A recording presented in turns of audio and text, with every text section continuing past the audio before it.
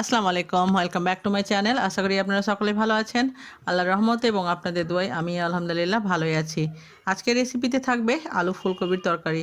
বন্ধুরা, আমরা সবাই আলু ফুলকপির তরকারি খেতে পছন্দ করি এবং সবার বাড়িতেই তৈরি হয়। তবে আমি আপনাদের কাছে আজকে সহজভাবে শেয়ার করব এবং খেতেও কিন্তু বেশ টেস্টি লাগবে।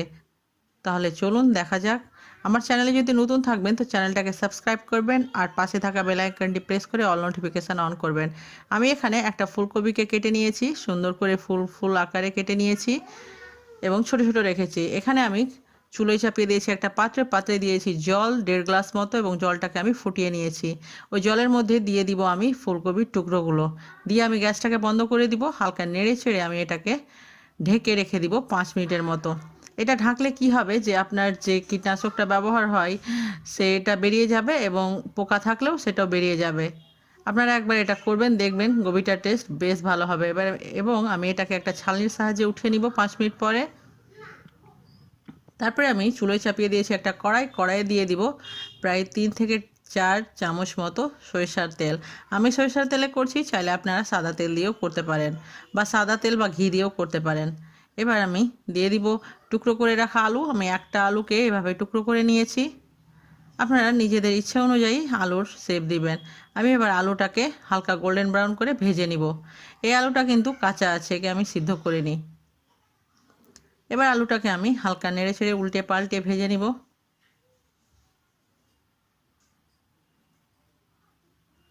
চুলোর আঁচটাকে আমি হাইয়ে রেখেছি এবং আলুগুলো ভাজা হয়ে গেলে আমি এটাকে একটা ছালনিতে উঠিয়ে নিব যেন এক্সেস তেলটা নিচে পড়ে যায়।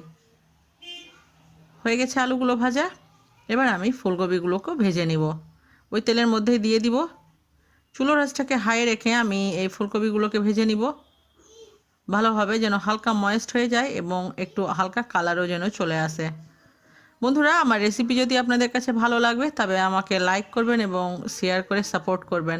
আপনাদের সাপোর্ট আমার জন্য অনেক জরুরি। ফুলকপিগুলোকে চুলোর আঁচটা হাই রেখে আমি ভেজে নিব এবং ভাজা হয়ে গেলে আমি একটা ছালনির সাহায্যে এভাবে উঠিয়ে নিব। বেশি ভাজতে হবে না, হালকা 2 থেকে 3 মিনিট ভাজলেই কিন্তু এনাফ হয়ে গেছে। এবার আমি উঠিয়ে নিব। তারপরে ওই কড়াইয়ে আমি দিয়ে দিব আবারও প্রায় 2 থেকে 3 টেবিল চামচ মতো সরিষার তেল।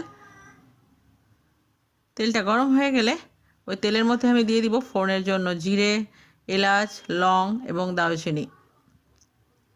দিয়ে দিব 2 টুকরো দারুচিনি, তারপরে 3টে লং এবং 3টে এলাচ, ছোট এলাচ। তারপরে দিয়ে দিব জিরা। ফোড়নটা হালকা ক্র্যাকল হয়ে গেলে বা হালকা রঙটা পরিবর্তন হয়ে গেলে আমি দিয়ে দিব এখানে 2টো পেঁয়াজ বাটা। আমি 2টো মিডিয়াম সাইজের পেঁয়াজকে বেটে নিয়েছি এবং এই মশলাটাকে ভালোভাবে কষিয়ে নিব 1 মিনিটের মতো। তারপরে দিয়ে দিব ঝালের জন্য কাঁচা লঙ্কা। এই কাঁচা লঙ্কাগুলো কিন্তু মাঝখান থেকে চেরা আছে, না ছিঁড়লে কিন্তু এর ঝালটা বেরোবে না।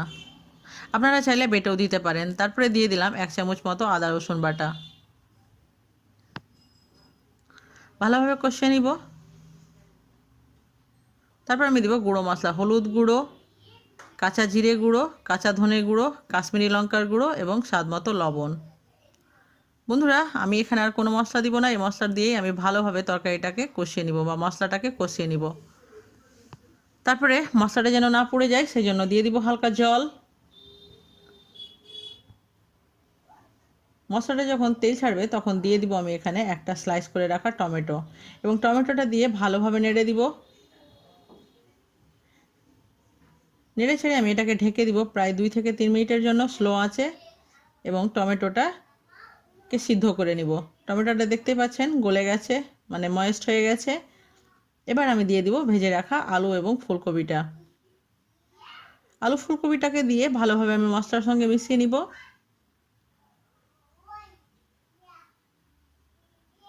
মশলার সঙ্গে মিশে গেলে আমি ঢাকা দিয়ে দিব প্রায় 2 মিনিটের মতো।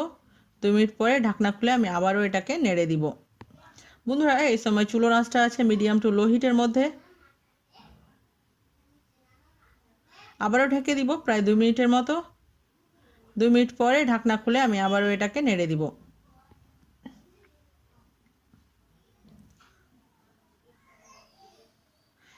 এটা তরকারিটা এখন কষানোর জন্য কিন্তু বেশ খেতে ভালো লাগবে এবং দিয়ে দিব আমি গ্রেভির জন্য জল। আপনারা যে পরিমাণ জল খাবেন বা গ্রেভি খাবেন সেই অনুযায়ী অ্যাড করতে হবে জলটা, কিন্তু জলটা গরম হতে হবে অবশ্যই। গরম জল দিলে তরকারির কালার এবং টেক্সচারটা খুব ভালো আসে। আমি যতটুকু পরিমাণ গ্রেভি রাখবো সেই পরিমাণ অনুযায়ী কিন্তু আমি জল দিয়ে দিয়েছি। জলটা দিয়ে আমি ঢাকা দিয়ে দিব। ঢাকনা খুলে আমি 5 মিনিট রাখবো মিডিয়াম আঁচে। 5 মিনিট পরে আমি হালকা নেড়ে চেড়ে দিব। তরকারিটা কিন্তু আমার অলমোস্ট রেডি হয়ে গেছে, কারণ যখন আমি আলু এবং গোবিটা কষিয়েছিলাম তখনই কিন্তু 50% কুক হয়ে গেছিলো।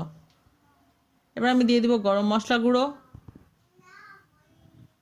তারপরে দিয়ে দিব বেশ খানিকটা ধনেপাতা। বন্ধুরা, চুলোর আঁচটা কিন্তু এই পর্যায়ে একদম লো হিটে আছে। বেশ খানিকটা ধনেপাতা দিলে কি হবে, ফ্লেভারটা বেশি বেরোবে এবং বেশি খেতে ভালো লাগবে। আমি চুলোর আঁচটা বন্ধ করে ঢাকা দিয়ে দিব। এবার আমি পরিবেশন করব। বন্ধুরা, আমার এই রেসিপি আপনাদের কাছে কেমন লাগলো অবশ্যই আমাকে কমেন্ট করে জানাবেন। আর ভালো খান, সুস্থ থাকুন, আপনাদের দুয়ায় আমাকে মনে রাখবেন। আর আমার সঙ্গে অতক্ষণ থাকার জন্য অসংখ্য ধন্যবাদ।